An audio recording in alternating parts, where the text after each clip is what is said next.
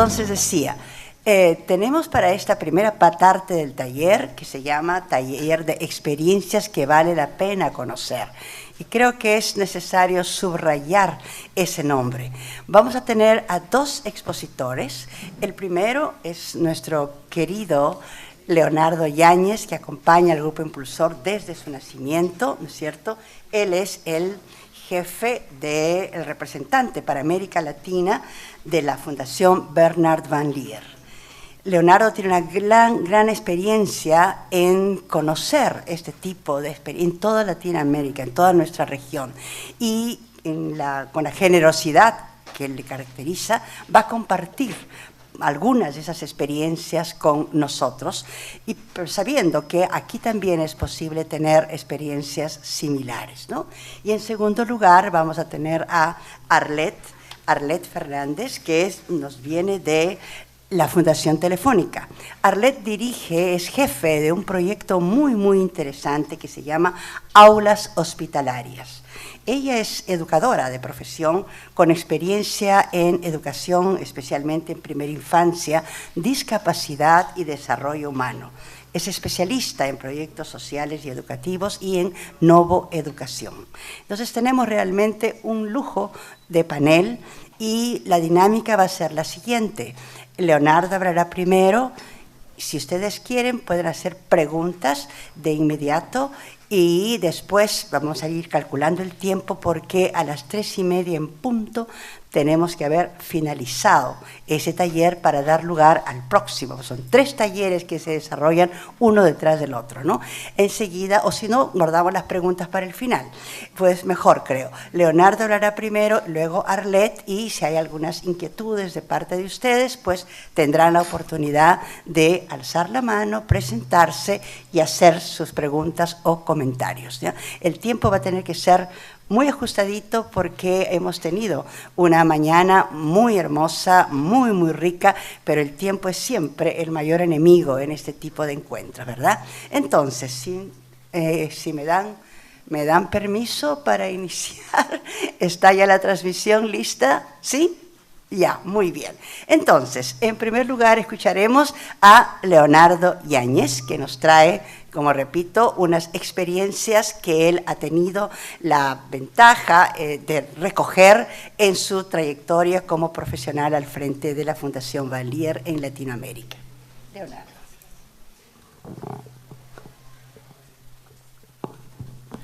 En primer lugar, quiero saludarles. Y creo que nos felicitamos de que ustedes ya se han mantenido estos 2 días intensos en este trabajo. A mí me pareció que ha sido una experiencia muy excitante. O sea, ver desde los alcaldes resolviendo los problemas directamente en la base y los gobernantes de altísimos niveles escuchándolos. Eso me parece que es como un poema. O sea, es lo que uno desearía. Ojalá alguna vez la forma de gobernar sea escuchar a la gente que se hace. Y ustedes, la mayoría, seguramente que trabajan en el área de primera infancia, y como estoy familiarizado con esa área, sé que son las personas, probablemente los profesionales más creativos con los que contamos. Ahí me gustaría primero decir 2 líneas sobre mí y sobre la Fundación. Yo soy un psicólogo de desarrollo infantil, trabajé mucho tiempo con programas de niños pequeños, fui maestro de educación primaria, de educación inicial, como llaman ustedes, y secundaria, y la universidad, y la maestría. O sea, hice casi todos mis niveles, de alguna manera. Fui director de educación inicial a nivel nacional en mi país, Venezuela, en los años 90, comienzo de los años 90, y de ahí hice muchos estudios, investigaciones, algunas internacionales, entre Canadá, Venezuela y países de América Latina. Lo que me trajo la Fundación fue una investigación internacional sobre programas efectivos de primera infancia. Y entre los 10 países que teníamos, incluíamos Filipinas, India, Israel, Kenia, Mozambique, Holanda, Portugal, Colombia, Honduras y Perú. Y en Perú el proyecto que estudiamos fue precisamente los Pronoeis Guaguaguasi, que fue una gran lección para nosotros tratar de aprender qué es lo que traían. Cada una de esas experiencias tenía un insight diferente. Si nosotros podríamos comenzar y podríamos ver quizás lo que hacía, hay con mucha resonancia, ¿verdad? Sí, ahora sí, se acabó. Ok. Cada una de las experiencias las podíamos clasificar por el tipo de lecciones o de aproximación que tenían para aprender sobre cómo nos acercamos a la infancia. Por ejemplo, desde lo que tenía que ver con cuidado infantil. O sea, programas que el de Portugal, por ejemplo, era un centro preescolar en la que se unían en la misma atención tanto niños de desarrollo típico como niños con desarrollo atípico, incluso niños con enfermedades terminales que sabían que nunca iban a superar la infancia. Y el modelo, el enfoque de trabajo que tenían esas personas realmente era admirable, porque esos niños eran llamados maestros y el aprendizaje emocional de los otros niños solidarios con estos niños resultaba una experiencia increíble, tanto para ellos que tenían sus últimos momentos de vida felices, como de los niños que aprendían a ser solidarios, a ser compasivos, a ser útiles y tolerantes con niños con problemas mucho más complejos. Había ese tipo de cosas, o sea, programas de cuidado. Había programas que desafiaban creencias culturales. Y uno de ellos era uno muy bonito que se llamaba Madrasa en Kenia. Ustedes saben que en las comunidades musulmanas de Kenia, los niños no pueden aprender, no pueden ir a la escuela a aprender hasta que no lean, no puedan ser capaces de aprender el Corán. Eso hacía que los niños pobres musulmanes estaban en desventaja con respecto a los niños cristianos de Kenia. ¿Y cómo hacer para que esos niños tuvieran la misma oportunidad? Una manera era que esos niños tuviesen un estudio de educación inicial con uso del Corán. Imagínense, sería como usar la Biblia para enseñar preescolar, de modo que los padres les permitieran a los niños ir a la escuela preescolar. Y hay una tradición antigua de Kenia, yo digo que ojalá algún día se supere, en la que hombres y mujeres no pueden comer juntos, porque la mujer es considerada de segundo nivel. Entonces, si comen los hombres, las mujeres tienen que comer en un lugar aparte y los niños en otro. Esa era una barrera cultural, era muy difícil para nosotros intervenir, pero el contar con esa experiencia de educación inicial en Kenia ayudó, nosotros decíamos, a remover la cortina. Porque para poder trabajar con niños pequeños, niños y niñas, en ese contexto, al final tuvieron que ser prácticos y corrieron la cortina y dejaron que niñas y niños comieran juntos. La ilusión nuestra es que un programa que iba solamente a la primera infancia, que era para lograr que todos los niños tuvieran la misma oportunidad, ayudó a trabajar, a debatir en la misma comunidad la conveniencia o no de hacer separaciones tan, vamos a decir, tan inconvenientes entre hombres, entre niños y niñas. O sea, fue un gran logro. Esa fue para mí una de las lecciones de Kenia. Pero no es la única.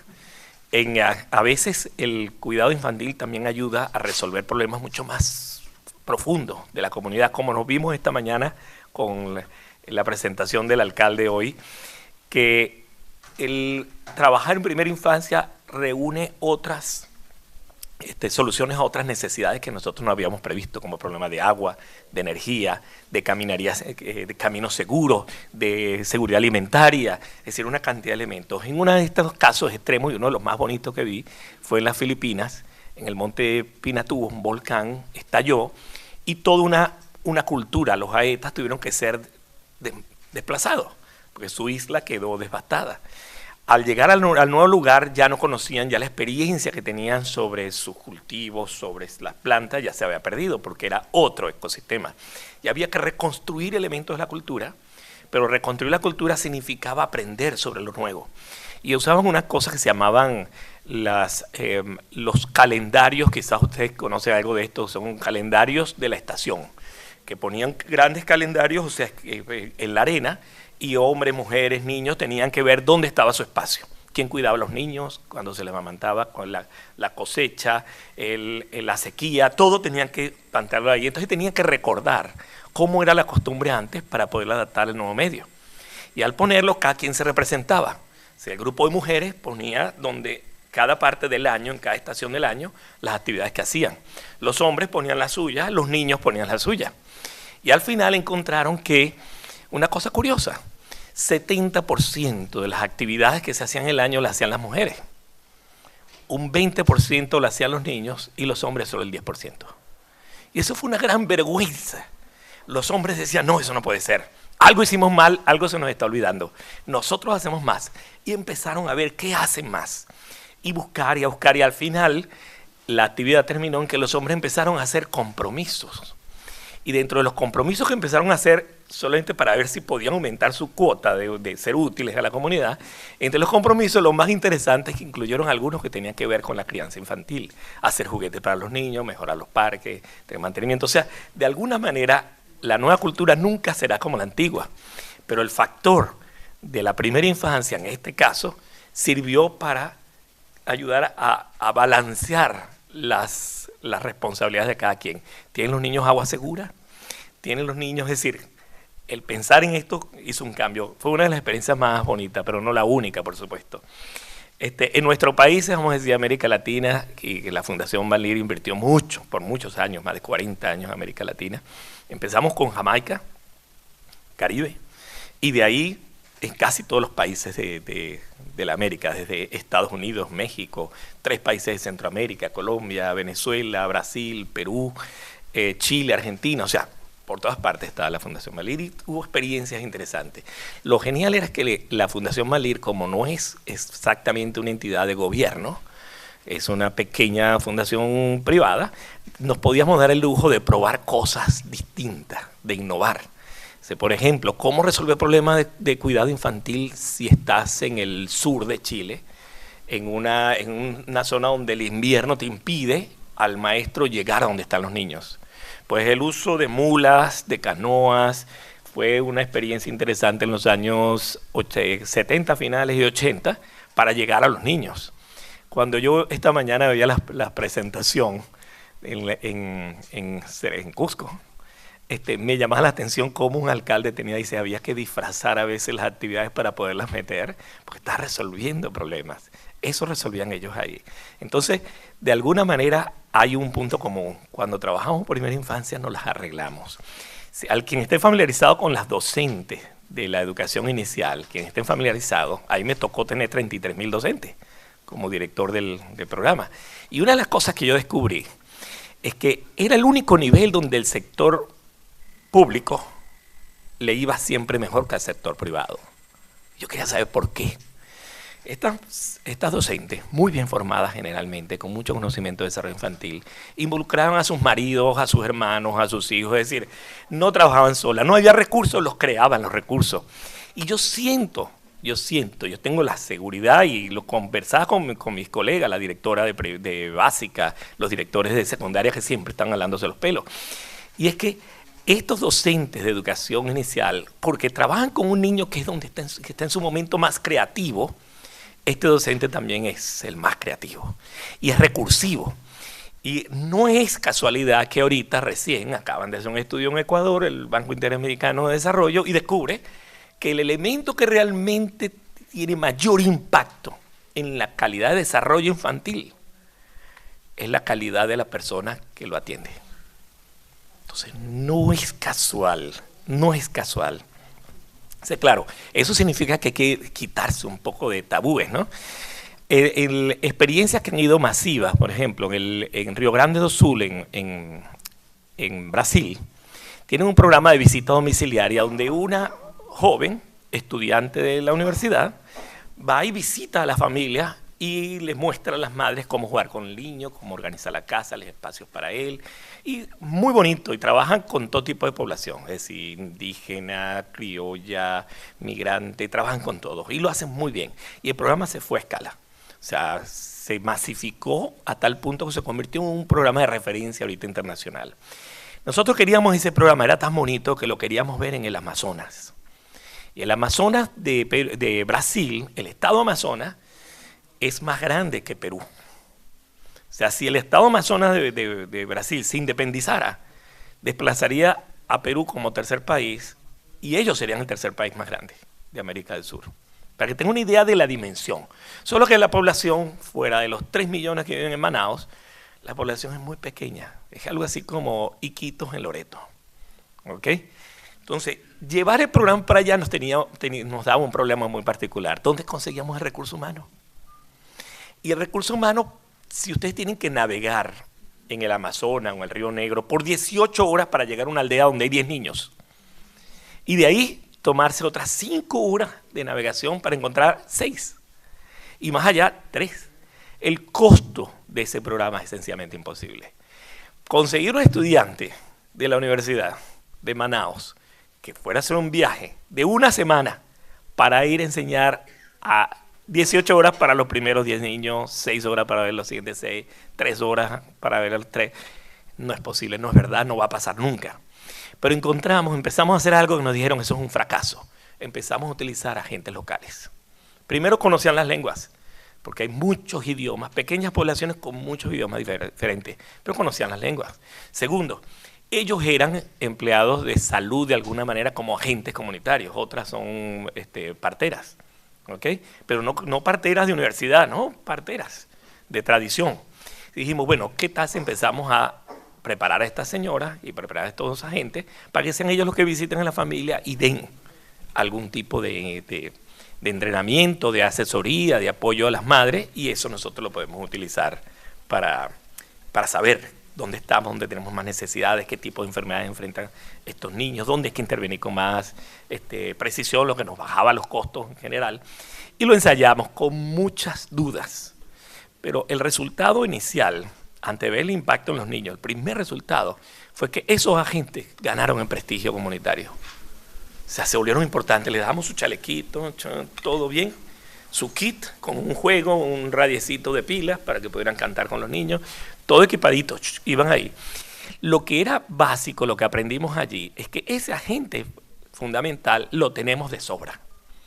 Pero quien hacía la diferencia era la educadora, coordinadora del programa. Esa era la clave. O sea, aprendimos algo, que el personal en la punta de la línea de la atención podía ser personal comunitario, lo hacen muy bien. Pero el personal que coordina, o sea, y si ese personal rota, mejor, porque si esa persona que visita a la familia trabaja 1 año, 2 años, consigue un mejor empleo y se va, no importa, mejoró. La comunidad mejora porque ella mejora y traemos otro nuevo. Pero el coordinador del programa, ese docente, esa persona graduada, sí tiene que tener un perfil muy completo. Tiene que ser un docente, tiene que conocer, porque ese es su trabajo, es permanentemente formar a los agentes. Y de esa manera, diferente a Río Grande do Sul, porque en Río Grande do Sul nos damos el lujo de tener estas estudiantes, en Amazonas no había posibilidad, pero se resolvió un problema a casi el mismo nivel de calidad.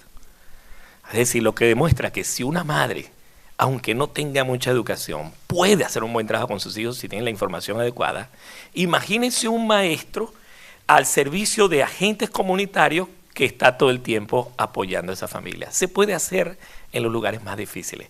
No hay que meter una maestra con PhD, con doctorados y tal, no hay que meterlas en el medio de la pampa, en el medio de los Andes, en el medio del desierto. No, se trabajen con un coordinador muy bueno y vamos a habilitar a la gente que está allí. Ese es el mayor recurso. Eso fue creo que una experiencia interesante. Una experiencia similar en Maranhão, en el norte de Brasil, salvó vidas en corto tiempo.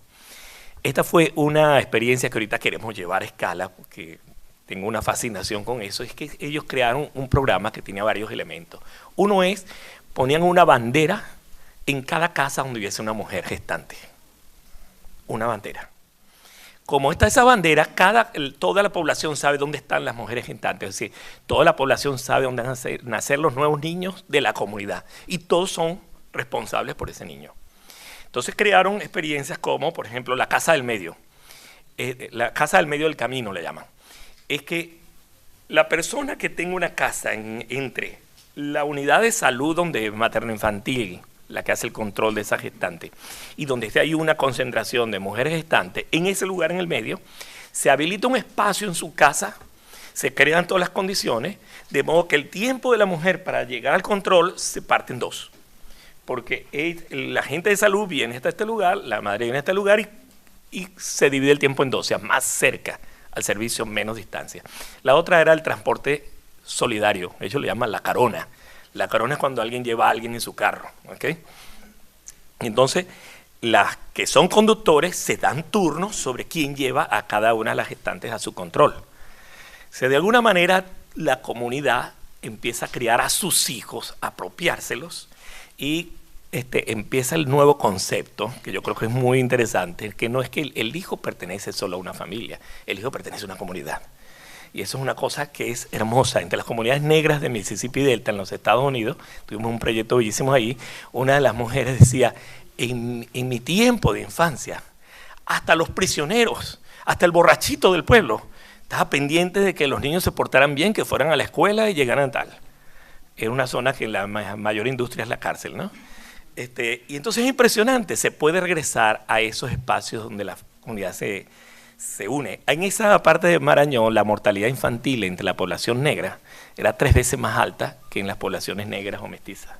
Y solo con esa intervención, y ya les voy a decir cuál fue el secreto, se redujo en 60% la mortalidad de las mujeres nativas, solo porque una persona que visitaba las casas con las banderas.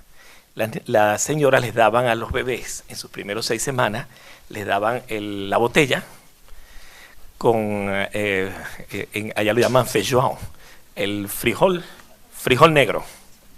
Frijol negro licuado, el frijol es la comida típica de Brasil. Frijol negro licuado en una botella, se lo daban a sus bebés, 6 meses, los mataban. Estaban asesinando a sus niños y no lo sabían. Creían que había hierro y había alimento y le estaban dando lo mejor y los estaban matando. Es interesante porque con solamente descubrir eso y cambiarlo, se bajó la mortalidad es decir, a un nivel comparativo al resto de la población. ¿Okay? Esas son experiencias que estamos tratando de llevar y las trajimos a Perú. En Perú teníamos un problema en Belén, en el río Italia, y era que las comunidades del otro margen del río Italia no había servicio, ni de salud, policía, no había nada.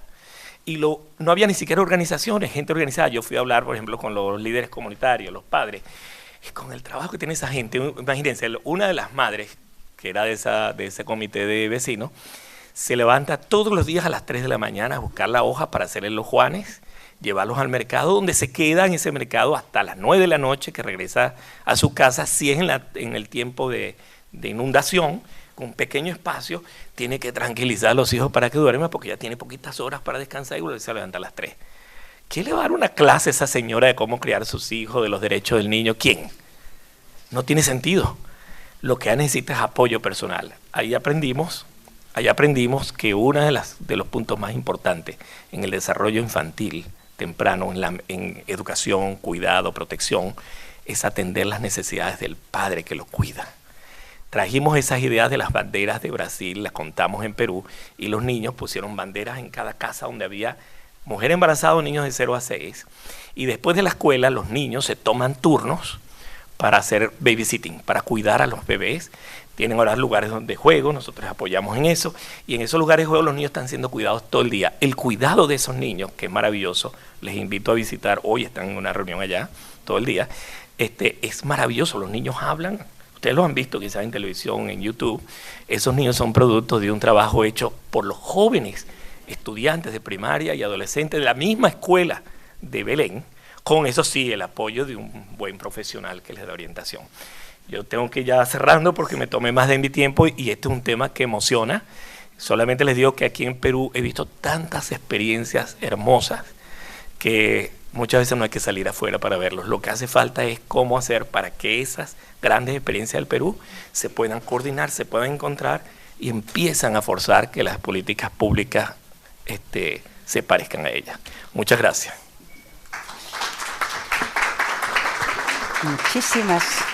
Muchísimas gracias. Realmente él podría seguir hablándonos por 2 horas y cada experiencia sería distinta y con cada una de ellas aprenderíamos algo, ¿verdad? Pero el tiempo, ya dijimos en un comienzo, es nuestro mayor enemigo. Le damos ahora la palabra a Arlette. Ella va a hablar de una sola experiencia, pero con bastante más detalle. No perdamos más tiempo. Arlette, querida, aquí tienes la palabra. Ella tiene un video, ¿verdad? No, tengo una presentación. Ya. Bueno, buenas tardes con todos. Muchísimas gracias por la oportunidad.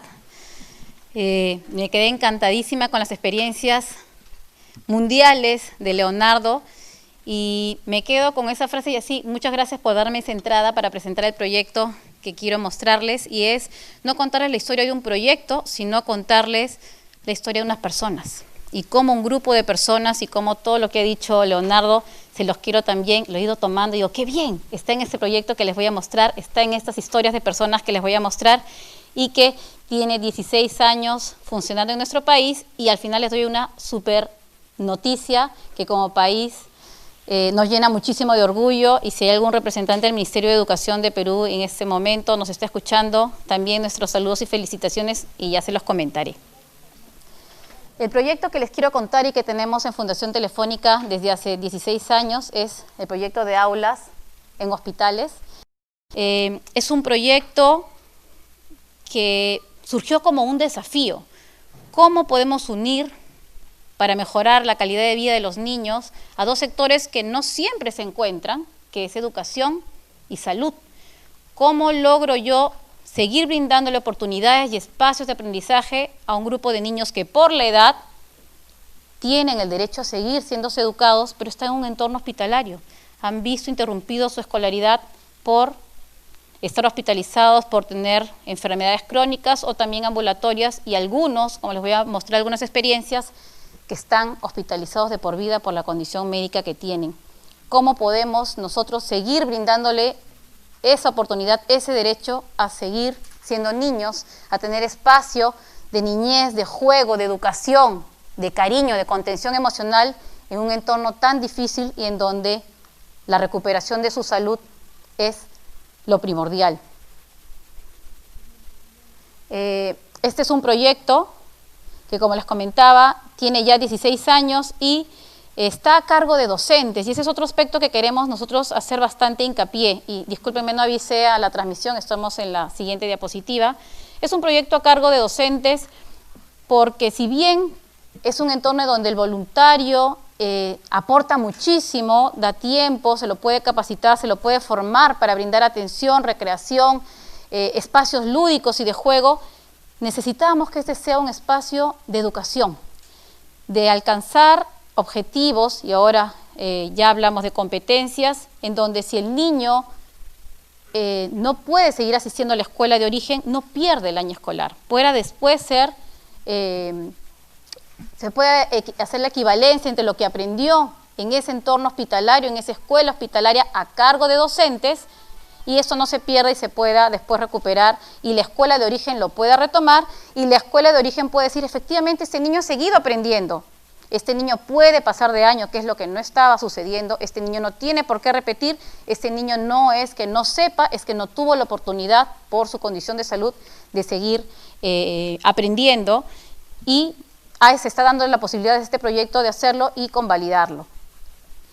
Este proyecto también, y lo que hemos ido aprendiendo, y por eso lo ven en el párrafo final, nos ha permitido notar que hay entornos educativos vulnerables. En este caso el proyecto está en un hospital, pero hay otros entornos educativos vulnerables, mencionaba un poco Leonardo, y hacia ahí también voy a compartirte lo que hemos aprendido para entrarnos en zonas de albergues.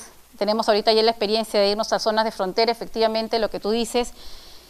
Hay albergues incluso para que tratar de juntar a la mayor cantidad de niños en una zona, porque están en pueblos muy dispersos y son 28, 27 días en balsa para encontrar a 1 o 2 niños, y es mejor, lo que hace el Estado es llevarlos a un albergue y ahí están estudiando y aprendiendo, y hacia ahí nosotros también hemos determinado y detectado que es un foco interesante para poner a disposición lo que hemos venido aprendiendo en el hospital. Unas poquitas fotos de nuestras aulas y nuestras docentes a cargo de estos niños, y como ustedes pueden ver, se ambienta, se adecúa dentro del hospital una zona como una pequeña escuela, donde está la maestra que lo recibe al niño con su mandil, como cualquier escuela, desde la hora de entrada.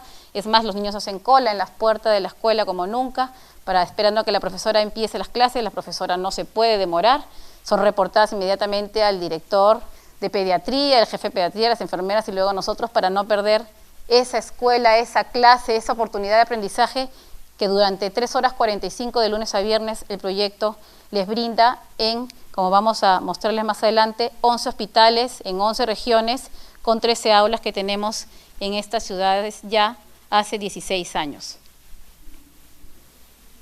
La siguiente. Nos encanta hablar del trabajo en equipo, y una golondrina no hace un verano.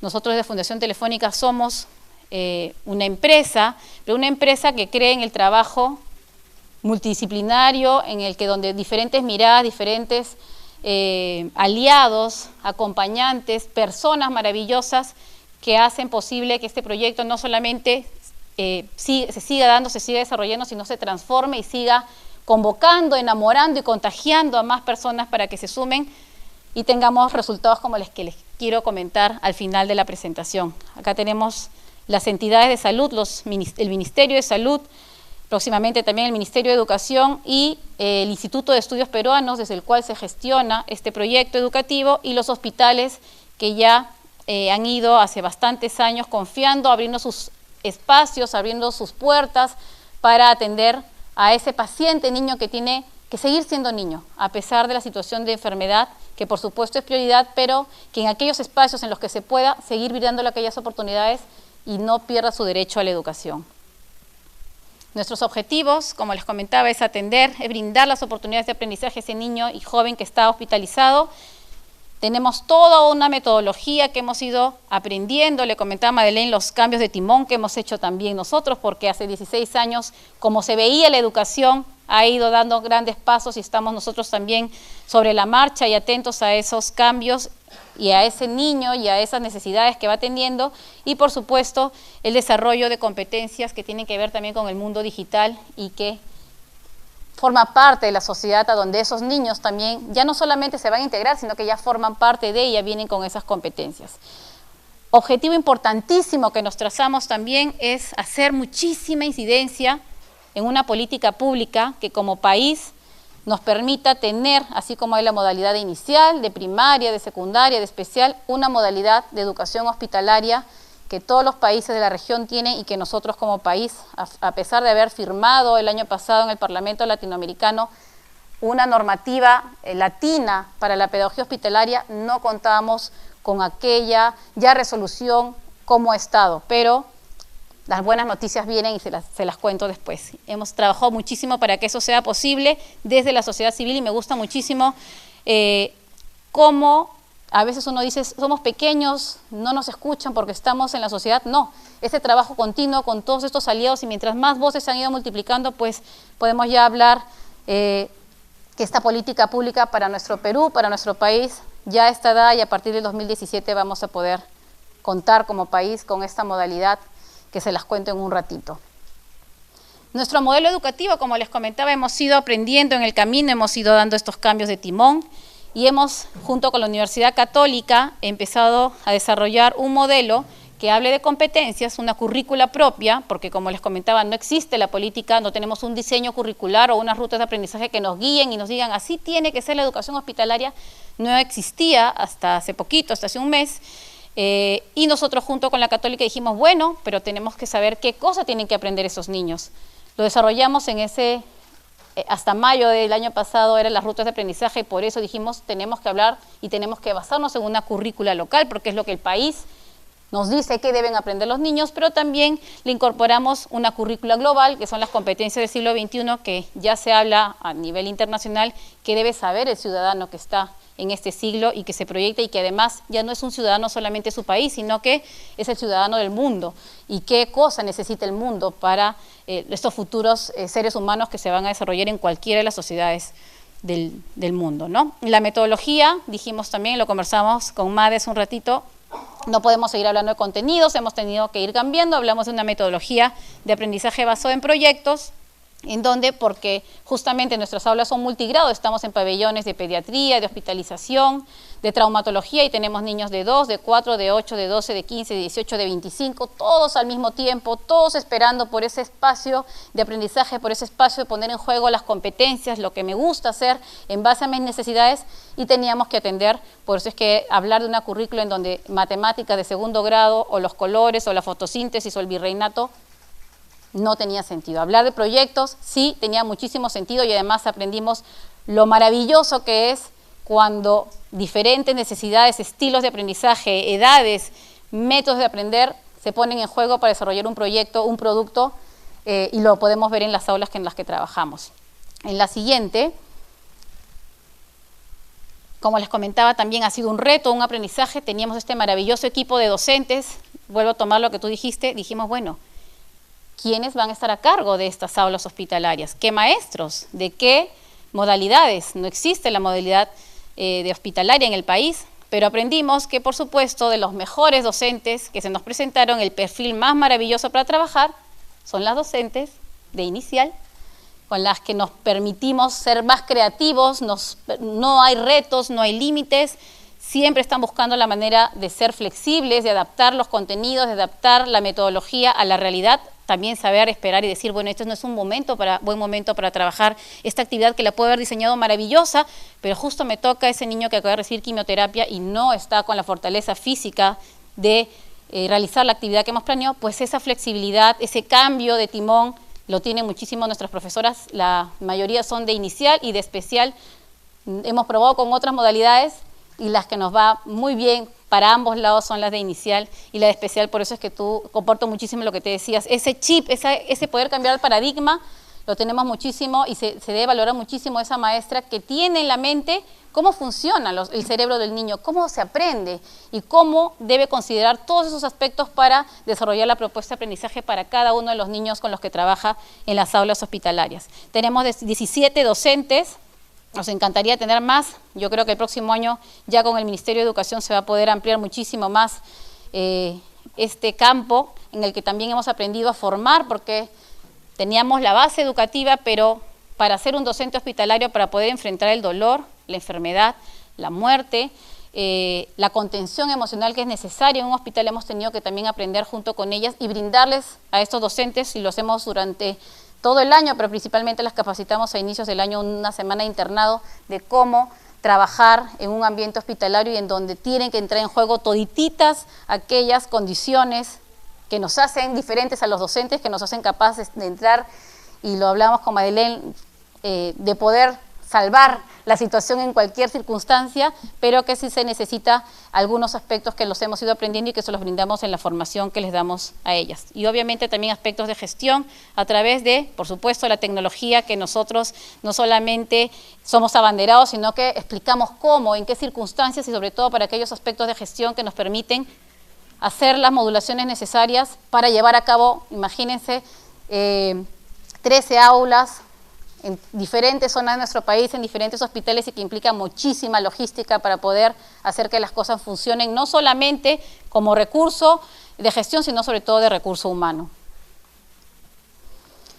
Lo que les comentaba, y por eso les decía yo, iba escuchando a Leonardo, iba escuchando algunas de las conferencias, y nosotros en las aulas hospitaleras tenemos la variedad en nuestro pequeño Perú en un solo espacio. Tenemos niños de diferentes edades, de diferentes modalidades, de diferentes regiones geográficas. Made me contaba que tenía experiencia multicultural bilingüe, pues yo aprendí Pumacán, aprendí Aguajún en nuestras aulas que están en San Juan de Dios de Chiclayo, porque todos los niños que van hacia esa aula son de la parte de la selva.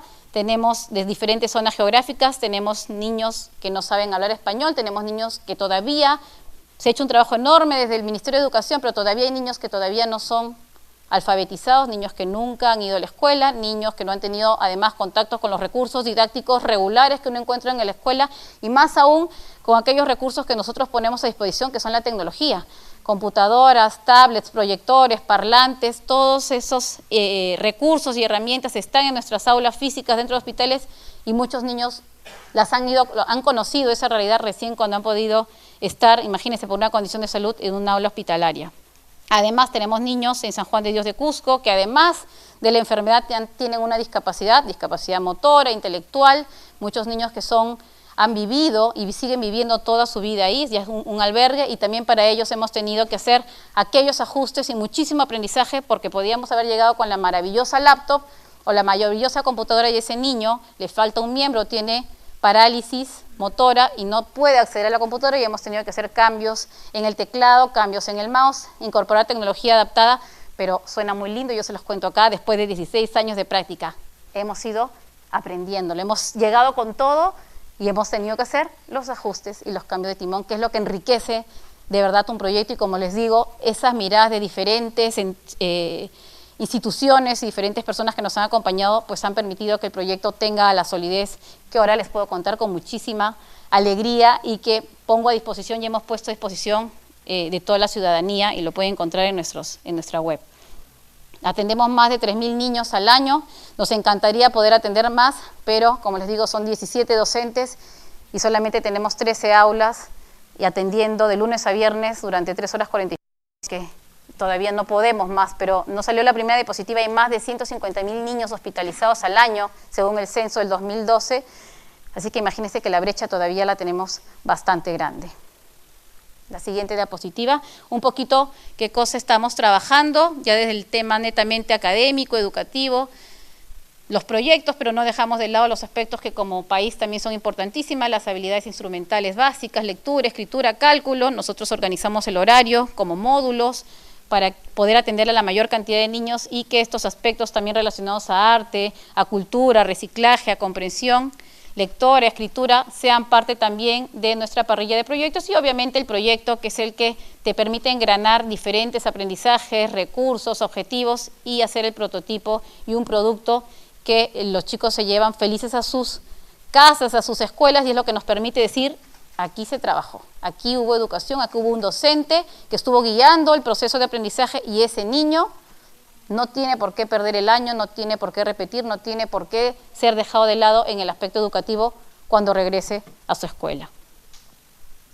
En la siguiente, también aprendimos, si bien el proyecto se inició con aulas físicas, como ustedes pueden ver, dentro del entorno hospitalario, en la siguiente, por favor, adecuamos un espacio con mesas, con computadoras, con juegos, con todo lo que ustedes pueden encontrar en una escuela.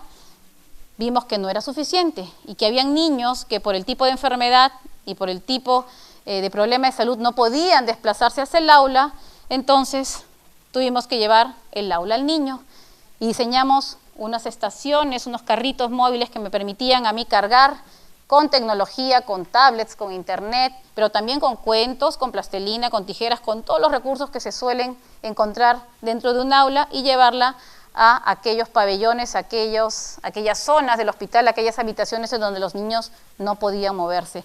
Aprendimos también muchísimo que la tecnología no solo me divierte, no solo bajo YouTube, sino las redes sociales me permiten conectarme con aquella escuela que dejé atrás, con aquel padre de familia que también se quedó atrás. Aprendimos muchísimo y también, ¿no? Como hablamos de proyectos, hablamos de personas, pero al final hablamos de comunidad.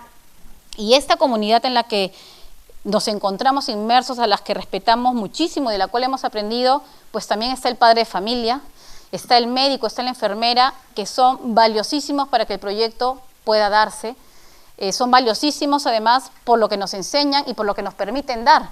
Hemos tenido que ir aprendiendo y si bien el proyecto es dirigido a niños y a jóvenes, desde los 2 hasta los 20 años, en verdad atendemos hasta 25, hay niños mucho más pequeños, pero sobre todo los papás son los que también forman parte de esta comunidad educativa y son los papás los que también no solo me ayudan y son aquellos dinamizadores de mi propuesta de aprendizaje para los niños, sino son agentes y beneficiarios. Hemos desarrollado talleres para papás también de lectoescritura, hemos desarrollado talleres para los papás de prevención, por ejemplo, de quemaduras, que porque estamos en el Hospital del Niño, en el pabellón de quemados también, y hemos ido aprendiendo que los papás también tienen muchísima necesidad de seguir hablando de un proceso educativo que nunca tiene que parar, porque la educación se da en cualquier momento, en cualquier instancia, para cualquier persona. Y ellos, los padres de familia y también las enfermeras y el cuerpo médico nos han permitido seguir probando y seguir siendo un laboratorio en el cual la educación, como les comentaba, no tiene que dejar a nadie atrás.